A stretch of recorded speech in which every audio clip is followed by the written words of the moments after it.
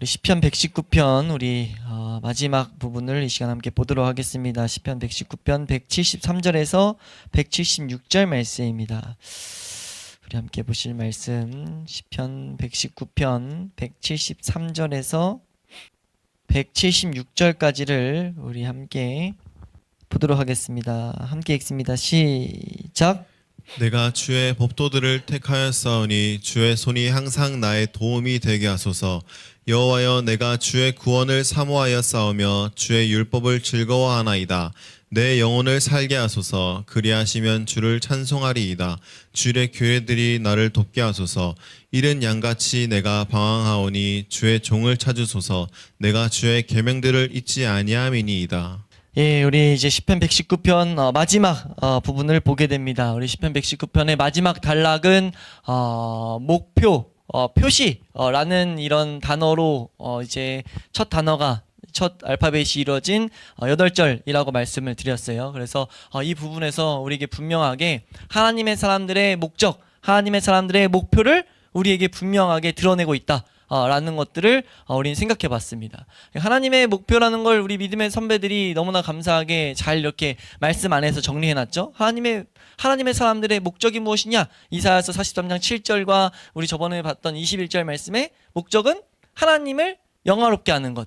그러니까 우리 사람의 목적이 하나님을 영화롭게 하는 것과 영원토록 그분을 즐거워하는 것이다 라고 말하는데, 그래서 그걸 한마디로 함축하면 하나님을 찬송하는 거. 그러니까 찬송하는 것을 저번 시간 설명드릴 때 찬송이라는 것은 그냥 해! 이게 아니라 하나님이 누구신지 알고 하나님을 알게 된 그 사람들에게 반드시 일어나는 작용. 무엇이냐면 하나님을 닮기 원하시는 거죠.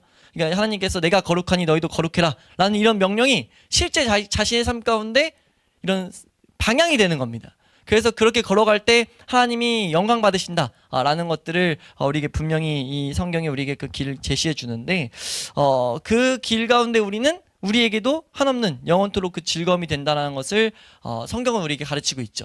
그래서 그 원리가 이제 우리에게 목표가 돼야 된다, 그리스도인들의 목적이 돼야 된다 라는 것들을 이제 이 다윗의 고백을 통해서 우리는 보게 됩니다. 다윗의 고백을 통해서 그것이 어떻게 이루어지는지를 좀 보게 되죠. 다윗은 분명히 그렇게 살아갔던 사람이고, 하나님이 주시는 그 은혜, 하나님으로 인하여 즐거워하는 것, 그것이 삶의 그 방향이었는데, 그것이 어떻게 됐는가라고 했을 때 다윗은 분명하게 하나님의 은혜를 알았던 자였다라는 것을 우리가 이 앞에 4절을 통해서 한번 살펴봤었죠. 그래서 이거를 우리에게 접목시켰을 때는 우리가 예수 그리스도의 대속의 은혜를 알 때야만이 우리 안에서부터 뿜어져 나오는 찬양을 드릴 수 있다. 그것을 이 앞에 4절이 우리에게 분명히 가르쳐주고 있다는 거죠. 분명히 다윗은 자신의 이 죄성을 알았었고, 그렇기 때문에 자신의 간구가 하나님 앞에 올라가기를 위해서 기도했었고, 우리가 그 본문들을 보면서 이것은 우리가 예수 그리스도의 대속의 은혜를 알 때 찬양하게 되는 그 원리가 이 가운데 나타나 있는 것이다 라고 설명을 드렸었어요.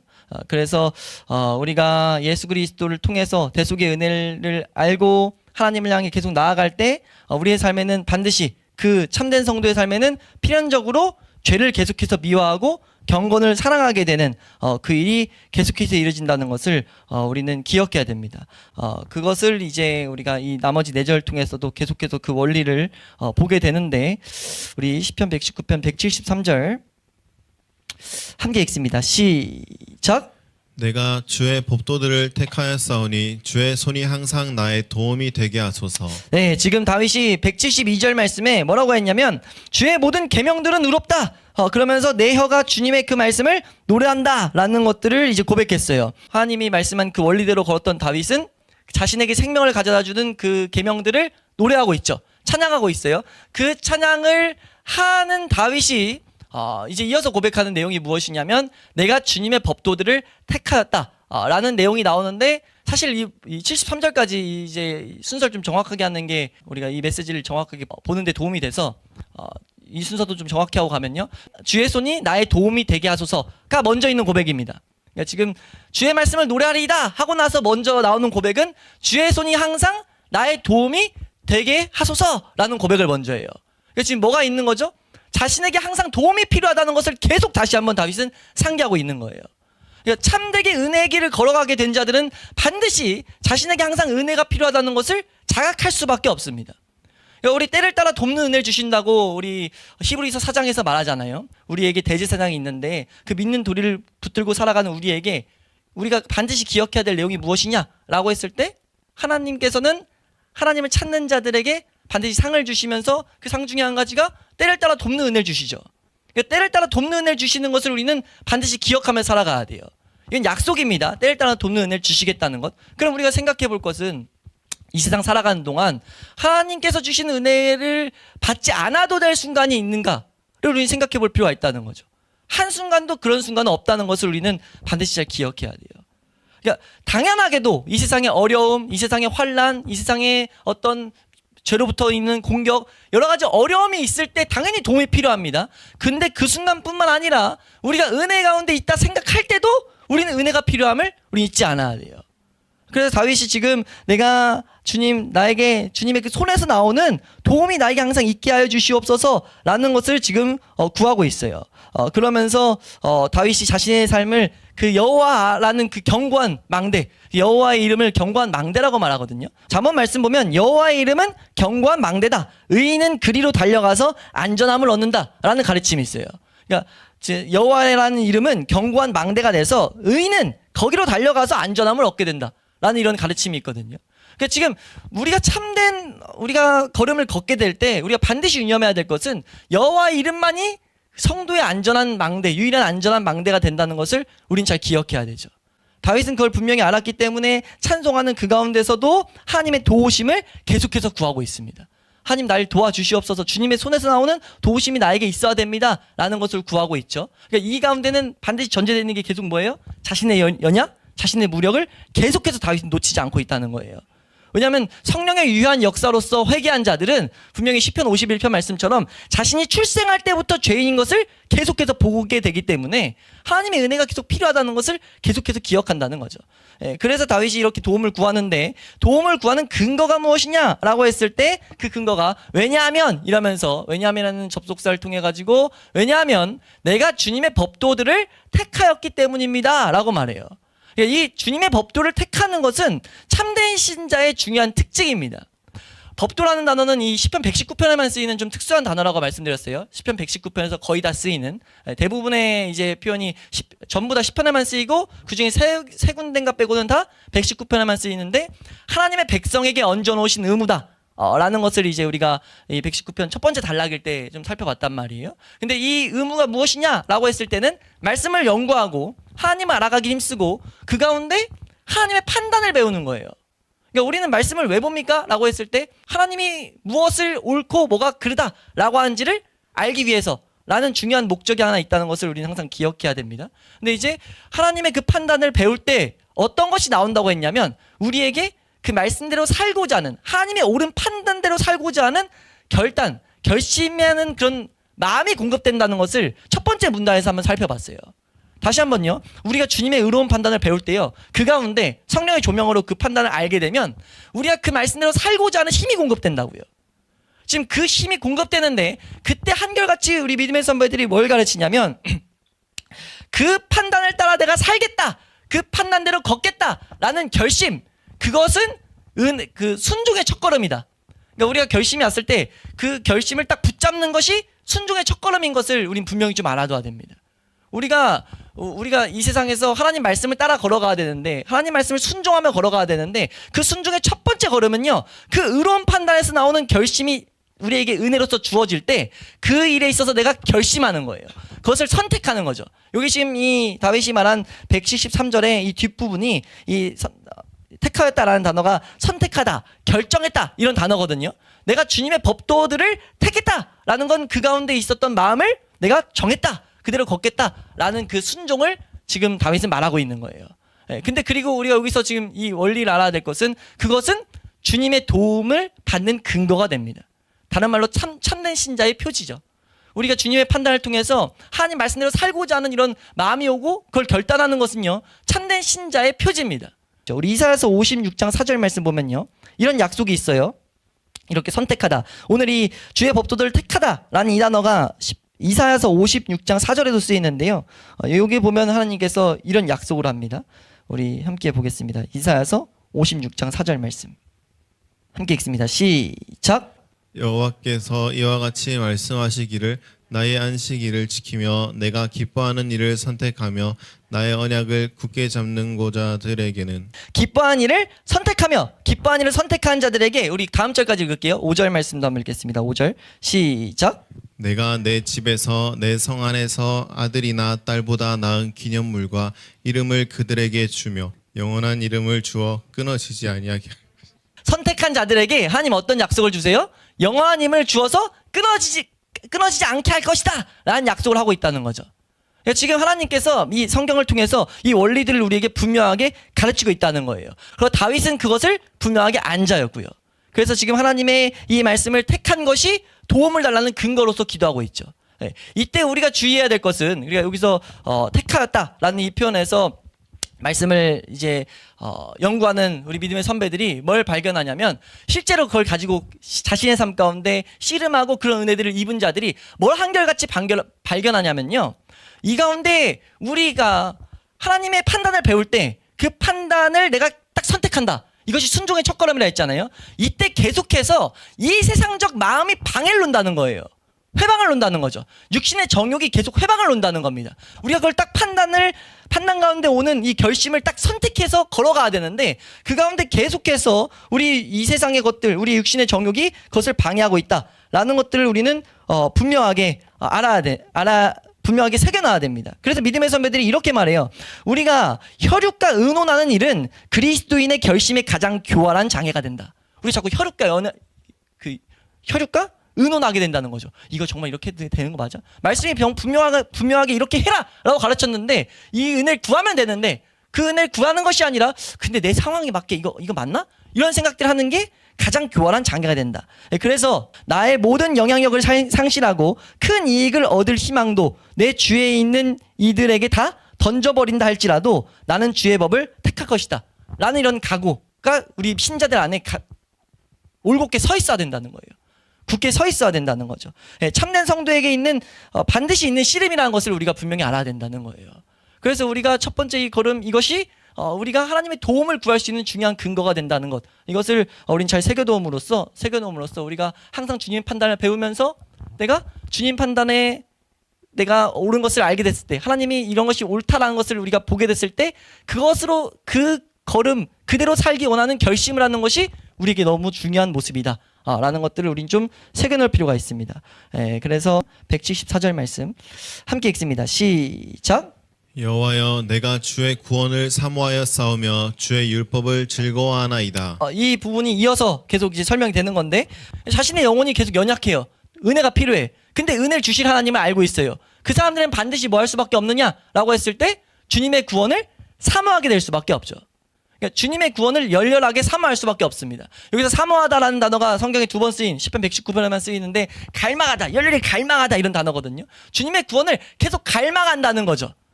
우리 신자들은요 주님의 도우심을 계속 갈망하는 자들입니다. 우리 예수님께 붙지 아니하고서는 너희가 아무것도 할 수 없다라고 예수님께서 말씀하셨잖아요. 우린 그런 말씀에 분명 기준을 따라서 그리스도가 우리 가운데 순종할 힘들을 공급하시는 것을 우리는 기다리는 거거든요. 그런 은혜를 구하는 거거든요. 근데 그 은혜를 구하는 틀을 지금까지 배운 거란 말이에요. 계명과 하나님의 법도 우리가 판단을 배우는 것들 이런 것들이 우리에게 분명히 유익을 가져다 주는 것을 안다면 우린 뭐 해야 됩니까?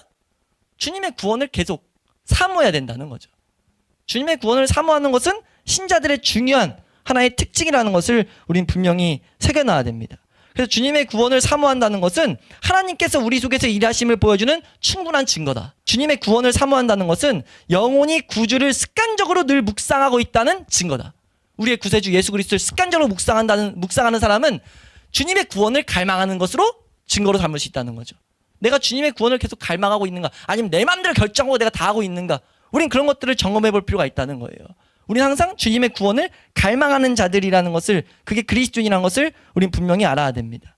그러면서 이 부분에서 한결같이 우리가 주의를 주는 것들은 우리가 그래서 신앙생활에서 감정에 휘둘리는 것들을 조심해야 된다는 거죠. 기독교는 감정의 종교가 아니에요. 분명 감정의 이런 은혜들도 있지만 그건 우리의 판단의 기준이 될 수 없습니다. 우리의 신앙의 유일한 근거는요 말씀이 돼야 된다는 거죠. 그러니까 우리 신앙의 근거를 감정, 우리의 체험으로 두면 안 된다는 거예요. 우리의 신앙의 근거는 오직 하나님의 말씀이라는 것을 우리 분명히 새겨놔야 될 줄로 믿습니다. 다윗은 그걸 분명히 알기 때문에 뭐라고 말하죠? 이어서 내가 주님의 구원을 사모하였으며 내가 주의 율법을 즐거워합니다 라고 말하고 있어요. 그러니까 구원을 사모함과 율법을 즐거워하는 이 고백을 지금 우리가 보면서 이 두 개 사이에 연관이 되어 있다는 것을 우리는 분명히 해야 된다는 거죠. 그러니까 이 연관은 우리가 주님의 구원을 바르게 이해하는 이것은 하나님 말씀이나 율법 가운데 있다는 것을 우리는 분명히 알아야 돼요.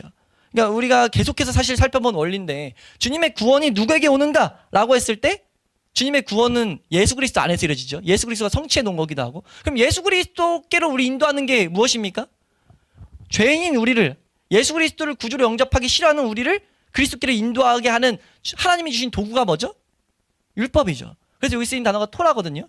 계명은요, 갈라디아서 3장 24절에 말한 것처럼 우리를 그리스도께로 인도하는 초등교사가 돼요. 우리는 계명을 새겨놓는 것을 그래서 신자들은 기뻐하는 겁니다. 경험한 자일수록 기뻐해요. 이 계명이 나로 하여금 그리스도를 찾게 했다, 그리스도 앞에만 온전히 굴복하게 했다라는 걸 경험하면 할수록 우린 뭐 하게 됩니까? 계속 우리에게 구원이 필요할 때마다, 구출, 도움이 필요할 때마다 우리는 주님의 계명을 더욱더 세워놓는 일을 즐거워한다는 거죠. 하나님 백성에게 있어서 계명을 세워놓는 것은요, 의무감이 아니죠. 즐거움으로 된다는 거예요. 그러니까 의무감으로만 돼서는 이거는 지쳐 떨어질 수밖에 없습니다. 근데 계명은 우리에게 즐거움이라는 것을 우린 분명히 알아야 돼요. 왜요? 그 계명이 우리로 하여금 우리에게 구원을 가져다 주시는 예수 그리스도께로 인도하기 때문에 우리가 그것을 경험함으로써 이 고백이 우리의 고백이 될 수 있기를 주의 이름으로 축원합니다. 우리가 그것을 기쁨으로 계속해서 하게 되면은 우리 마음도 힘을 얻게 되고 우리의 행할 의무들이 특권이 되는 그런 모습으로 바뀌게 된다는 한결같은 고백들을 믿음의 선배들이 하고 있어요. 이 길을 동일하게 걸은 사람들은 계명이 특권이 됐다는 고백들 되게 많이 하거든요. 왜 그렇게 됐습니까? 계명이 우리랑은 분명하게 예수 그리스도께로 인도하기 때문에 우리가 이 가르침을 경험으로 알 수 있기를 주의 이름으로 축원합니다. 175절 말씀 한번 읽어보시면요. 175절 말씀 함께 읽습니다. 175절 시작. 내 영혼을 살게 하소서. 그리하시면 주를 찬송하리이다. 주의 규례들이 나를 돕게 하소서. 네, 지금 다윗이 계속해서 고백하죠. 내 영혼을 살게 하여 주시옵소서라고 말해요. 근데 이거는 왜 살게 하냐라고 했을 때 분명 이 부분에 있어서 여러 상황들이 있잖아요. 다윗이 정말 영육 간의 죽음과 같은 여러 고통들이 있었단 말이에요. 근데 그런 여러 가지를 거쳤던 다윗이 말하는 거예요. 자신의 삶 가운데 있는 죽음과 같은 이때 나 살게 하여 주시옵소서. 근데 이 살게 해달라는 고백의 그 이유가 무엇입니까? 왜 살게 해달라고 하고 있어요? 나 주님 더 찬송하고 싶습니다. 그러니까 하나님을 찬송하는 것이 다윗의 목적이었어요. 찬송하는 것이 다윗의 가장 큰 방향이었다는 것을 우리는 이 말씀을 통해서 배워야 될 줄로 믿습니다. 참된 신자는 하나님을 알게 된 자들은, 분명히 하나님을 아는 자들은 하나님을 찬송하는 것이 우리의 방향이 돼야 된다는 거죠. 날 살게 하여 주시옵소서. 먼저 살아야 주님을 찬양할 수 있기 때문에 지금 간절하게 주님의 구원을 바라고 있어요. 주님의 구원 가운데 날 살게 하여 주시옵소서. 내가 주님을 찬송하기 원합니다 라고 지금 말하고 있죠. 이 시편 119편의 마지막 부분이 지금 우리에게 분명한 이 그리스도인들의 목적을 우리에게 보여주고 있다는 거예요. 여기서 하나 주의 깊게 한번 배워야 될 것은 생명력이 약해지면은 찬송도 둔해지고 진심도 옅어진다 라는 것을 우리는 좀 배울 필요가 있습니다. 여기 다윗이 고백하는 이 고백 가운데는 생명력이 약해지면 하나님을 찬송하는 것이 옅어질 수밖에 없다는 거죠. 그렇기 때문에 우리에게 먼저 있는 것은 하나님을 찬송할 때 마음을 다해 찬송해야 되는데 그 찬송을 위해서 살리심을 구하는 것은 당연한 하나의 복된 모습이다라는 것. 앞에서 계속 살펴봤던 것처럼 주님의 구원을 바라볼 때 가장 복되게 노래하기 때문에 그것을 우리는 항상 바라야 된다라는 것. 그래서 그런 은혜를 우리가 위에서 나아갈 때 우리는 항상 이 뒤에 이제 이어서 고백하죠. 175절에 도움을 다윗이 또 구하고 있는데 찬송하리이다. 주의 규례들이 나를 돕게 하여 주시옵소서라고 말하고 있어요. 도움이 필요하죠. 지금 이 걸음들을 계속 해나가야 되는데 이 걸음을 위해서 도우심을 구하고 있습니다. 근데 그 도우심을 구하는 이 내용이 무엇이냐면 주님의 규례들이에요. 이 규례는 미시파트, 우리 위에서 계속 봤던 판단입니다. 그러니까 주님의 판단, 앞에서 판단을 배울 때 결심하게 되는 이런 것들이 공급됐다고 했던 그 표현, 지금 그 표현을 또 하고 있거든요. 주님의 그 판단들이 날 돕게 하여 주시옵소서. 다시 한번 이게 사실 처음에 있었던 문장과 어떻게 보면 이 마지막 문단이 계속 같이 가고 있다고 봐도 무방해요. 여는 것과 마지막을 같이 가고 있죠. 지금 주님의 판단은요, 우리의 삶 가운데 정말 중요한 도구가 된다는 것을 잊지 않기를 주님의 이름으로 축원합니다. 이 첫 번째 문단에도 그 피크루라는 그 법도가 나왔고 주님의 백성들에게 얹어놓으신 의무 이것이 나왔고 그걸 통한 이제 하나님의 판단을 배워야 되는 것을 거기서도 나왔는데 지금 여기서도 주님의 판단들이 우리를 돕게 해달라라는 것들을 말하고 있어요. 왜냐하면 이런 말을 하는 데는 계속 전제되어 있는 건 뭐냐면 우리 본성은 악하다예요. 우리 본성이 악해요. 악하기 때문에 또 악한 이것 때문에 주님을 떠나려는 성향이 있습니다.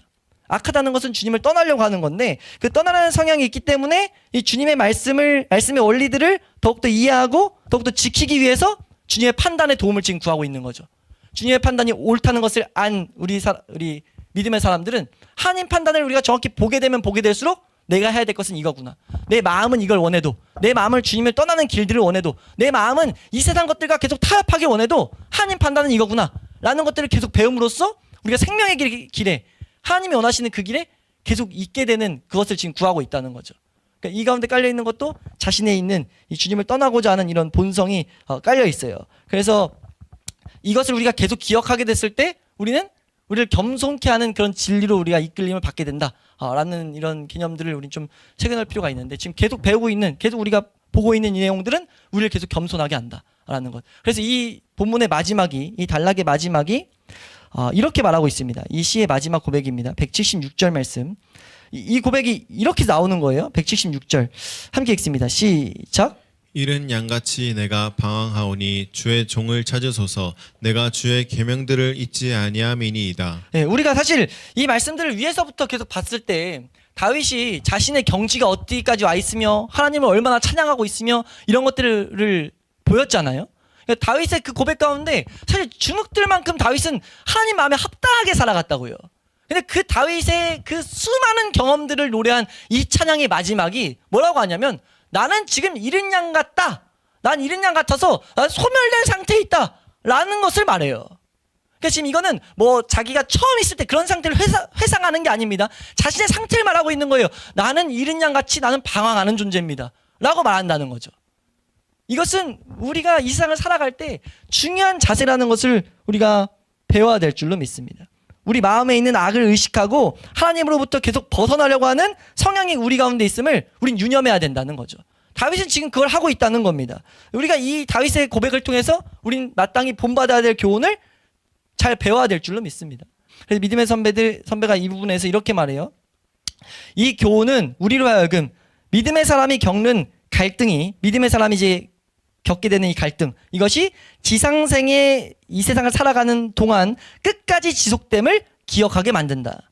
이 갈등에서 이기려면 끝까지 확신을 가지고 겸손함과 더불어 능력을 힘입어야 된다. 주님을 높이는 가장 고차원적인 찬송의 선율과 더불어서 우리 자신을 가장 낮춘 표현이 어울려야 된다 라고 말해요. 주님을 높일 때는 항상 우리 낮춰지는 것이 같이 가야 된다라는 것들을 말합니다. 그런 조화를 이룬 섬김은 하나님이 기쁘시게 받으시는 것이 된다라는 가르침으로써 이 본문을 해석하고 있습니다. 정말 탁월한 해석이죠. 우리가 하나님의 나라를 향해 하나님 말씀하신 길대로 걸어가는 그리스도인들에게는요 반드시 계속해서 싸움이 있습니다. 예? 우리 로마서 5장에서 8장까지 말하는 내용처럼 계속해서 마음의 갈등이 있다고요. 오라 공고한 자로다라는 고백이 계속 나올 수밖에 없다는 거예요. 이 싸움은 천국 가는 그날까지 있을 수밖에 없어요. 그 대신 천국 가는 그날 끝쳐지겠죠. 천국 가는 그날 천국에 이르러서 그때는 하나님을 찬송하는 기쁨의 찬송만이 남게 될 것이라는 것을 우리 요한계시록에서 말하고 있잖아요. 우리 요한계시록 7장 말씀 우리 7장 15절에서 17절 말씀 보시면요. 함께 읽습니다. 시작. 그러므로 그들이 하나님의 보좌 앞에 있고 또 그의 성전에서 밤낮 하나님을 섬김에 보좌에 앉으신 이가 그들 위에 장막을 치시리니 그들이 다시는 줄이지도 아니하며 목마르지도 아니하고 해나 아무 뜨거운 기운에 상하지도 아니하리니 이는 보좌 가운데 계신 어린 양이 그들의 목자가 되사 생명수 샘으로 인도하시고 하나님께서 그들의 눈에서 모든 눈물을 씻어주실 것임이라. 그러니까 하나님의 나라를 향해서 걸어가는 참된 신자의 삶 가운데는요 반드시 항상 밝은 것과 어둠이 같이 가고 있습니다. 하나님의 빛과 내 안에 어둠이 계속 공존하고 있어요. 이 싸움은 하나님의 나라에 가서 끝난다는 거예요. 거기 가서 하나님이 모든 눈물을 씻겨주시겠다고 분명 말씀하고 계신다는 거죠. 하늘에선 더 이상 이 싸움이 없게 된다는 거예요. 그래서 우리는 하나님의 나라를 계속 소망하는 것이 그리스도인들의 삶이죠. 근데 우리가 분명 알아야 될 것은 이 세상 살아가는 동안 우리는 계속해서 방황하고 우리가 이 여기서 방황하다라는 단어가 여기서 방황하다, 잘못행하다라는 단어거든요. 잘못행하는 일이 계속 발생된다는 거예요. 일타라는 것은 멸망하다, 죽다, 사라지다, 소멸하다, 일타라는 의미가 이제 포함되어 있는데 그런 단어예요. 지금 내가 이런 상태에 계속 잘못된 길을 걸 때마다 이렇게 빠지게 되는 일들이 있다는 것을 다윗은 보고 있었다는 거죠. 수많은 찬양을 하고 수많은 하나님의 위대함을 알고 있던, 하나님의 책임지심을 알고 있던, 하나님의 미쁘심을 알고 있던 다윗이 마지막 이 찬양의 마지막을 고백하는데 나는 이른 양같이 내가 죽게 될 것 같이 나는 계속 잘못된 길로 갈 때마다 그런 것들을 느낀다 라고 말하고 있어요. 그러면서 뭐라고 말합니까? 주의 종을 찾으소서, 자신을 종이라고 고백하면서 날 찾아주세요 라고 지금 다윗이 말하고 있죠. 이건 근데 우리에게 너무 복된 메시지죠. 우리 예수님께서 이 세상에 오셔서 자신을 소개할 때 자신이 선한 목자다라고 말해요. 우리 말씀 하나 보시면 에스겔서 34장 11절 12절 우리 목자 되신 예수님께서 어떤 직무를 감당하시는지 이것을 좀 잘 설명한 구절 중에 하나인데 에스겔서 34장 11절 12절 말씀입니다. 함께 읽습니다. 시작. 주 여호와께서 이같이 말씀하셨느니라. 나 곧 내가 내 양을 찾고 찾되 목자가 양 가운데에 있는 날에 양이 흩어졌으면 그때를 찾는 것 같이 내가 내 양을 찾아서 흐리고 캄캄한 날에 그 흩어진 모든 곳에서 그것들을 건져낼지라. 예, 우리의 목자 되신 우리 예수 그리스도는 계속해서 잃은 양을 찾으시는 분, 양을 찾으시는 분이라는 것을 알아야 돼요. 그래서 그 양을 찾으신다는 그 하나님의 선하신 미쁘심에 우린 근거해서 그 도우심을 항상 구해야 된다는 겁니다. 우리가 이 세상에서 방황하더라도 우리가 두렵지 않을 수 있는 이유는 여기 있다는 거죠. 네? 그래서 다윗이 말하고 있는 내용은 이와 같다는 거예요. 선한 목자 되신 주님께서 나를 찾으셔야 됩니다. 전에는 길을 알았었는데 지금은 제 길에서 벗어나서 곁길로 빠져들어가 헤매고 있습니다. 처음에도 주님께서 저를 찾아내셔서 제가 길을 찾았던 것처럼 지금도 주님께서 저를 찾지 않으시면 저는 길을 찾을 수 없습니다. 처음에 찾으셔서 내가 길을 알게 된 것처럼 지금도 난 주님이 길을 알려주셔야 된다. 주님이 먼저 날 찾으셔야 된다. 라고 지금 간구하고 있다는 거죠. 우리는 이 모습을 마땅히 배워야 될 줄로 믿습니다. 우리가 이 세상 살아가는 동안요, 우리는 수많은 넘어짐을 경험할 수밖에 없어요. 왜요? 우리는 죄성을 갖고 있기 때문에. 그럼에도 불구하고 우리는 뭐 해야 됩니까? 우리 하나님께 끊임없이 나아가야 됩니다. 하나님께 나아가야 되고 그 가운데 우리는 뭘 구해야 돼요? 하나님의 도우심을 바라야 되고 하나님의 이 살리심, 구출하심을 바라야 돼요. 근데 그것이 어디로부터 공급됩니까? 다윗이 쭉 119편을 보면서 사실 119편 시작할 때 말씀드렸는데 119편을 다른 말로 주님의 법도에 대한 찬양이에요. 그리고 주님의 말씀을 순종함에 대한 찬양입니다. 그러니까 단순히 말씀에 대한 찬양이 아니라 말씀을 순종하는 그 복됨에 대한 찬양이에요. 지금 다윗이 이 마지막 이 고백을 하면서 나는 끊임없이 이 세상에서 소멸되고 죽게 될 수밖에 없는 이 비참을 말하고 있어요. 그렇게 위대한 경험들을 많이 한 다윗이. 그게 참된 신자의 복된 모습이라는 거죠. 그럴 때 우리는 주님께 도우심을 구할 수밖에 없습니다. 그럼 여기서 우리 중요한 점이 그냥 도우심을 구하면 됩니까? 주님의 도우심을 그냥 구하면 구할 수 있냐? 그럼 구한다고 그냥 오게 되는가? 그렇지 않다는 거예요. 분명히 도우심을 받는 그 길과 받는 자들의 틀이 정해져 있죠. 틀을 하나님께서 명시하셨어요. 계속 말씀하셨죠. 어디서부터요? 이스라엘 백성 부르시면서부터. 뭐였습니까? 결국 하나님 말씀이에요. 주님 명령을 어떻게 갖고 있냐는 거죠. 그래서 이 고백의 마지막이 뭡니까? 이른 양같이 내가 방황하오니 주의 종을 찾아주세요 라고 하면서 이 근거를 어디 두고 있어요? 나는 주님의 계명들을 잊지 않았습니다 라고 말해요. 이 계명은 토란 아닙니다. 이 계명은 미치와라는 단어로 위에서도 이제 명령이라는 단어예요. 계명과 명령, 하나님 입에서 나온 모든 것들, 하라고 하신 모든 것들을 난 잊지 않고 있다 라고 지금 다윗이 말한다는 거죠. 이게 왜 다윗이 이런 고백을 하나님께서 기록하게 하셨어요? 하나님의 원리예요. 하나님께서 사람들을 인도하시는 원리라는 거죠. 근데 우리가 계명을 소홀히 하고 하나님 말씀을 소홀히 한다? 라는 것들은 도우심을 구할 수 있는 근거를 우리가 걷어차는 겁니다. 하나님께서 뭐라고 말씀하셨습니까? 그리심산과 에발산에서 그리심산에서 주신 이 축복과 저주의 기준이 뭐예요? 누구는 축복을 받고 누구는 저주를 받는다고 했어요. 그 기준이 뭡니까? 하나님 말씀 지키면이에요. 계명을 지키면 살고 아니면 죽는답니다. 그게 계속해서 이어졌을 뿐이에요. 단지 예수 그리스도가 오셔서 그 일을 행하는 주체와 그 은혜가 이루어지는 원리가 예수 그리스도 안에서 완전한 은혜의 실체가 왔을 뿐이죠. 예수 그리스도는 은혜를 주시는 분입니다. 어떤 은혜를 주십니까? 하나님 백성으로 하여금 하나님 말씀대로 살 수 있는 힘을 주시는 분이에요. 그래서 우리가 뭐가 필요합니까? 이 법도들을 가지고 있어야 돼요. 법도들이 뭡니까? 하나님 말씀을 부지런히 연구하고 하나님 말씀을 연구하는 것을 통해서 뭐 해야 돼요? 수많은 하나님의 말씀들, 하나님께서 증거를 보이신 것, 하나님이 어떤 사람을 어떻게 인도하신, 수많은 하나님께서 판단하신 이런 모습들이라든지 하나님에 대해서 알아감으로써 하나님이 무엇을 판단하고 계신지, 하나님은 뭘 옳다고 말하고 뭘 그르다라고 말하는지 그 기준들을 계속 배워야 된다는 거예요. 그걸 배울 때 수많은 충돌은 일어날 수밖에 없습니다. 근데 그럼에도 불구하고 그 판단을 성령의 조명으로 배워갈 때 우리가 그 말씀 따라 살고자 하는 복된 그런 결심하는 그런 순종하고자 하는 마음이 주어진다는 거예요. 그때 우린 뭐 해야 됩니까? 우린 그때 그것을 붙드는, 그것을 선택하는 순종의 모습을 우리는 취해야 될 줄로 믿습니다.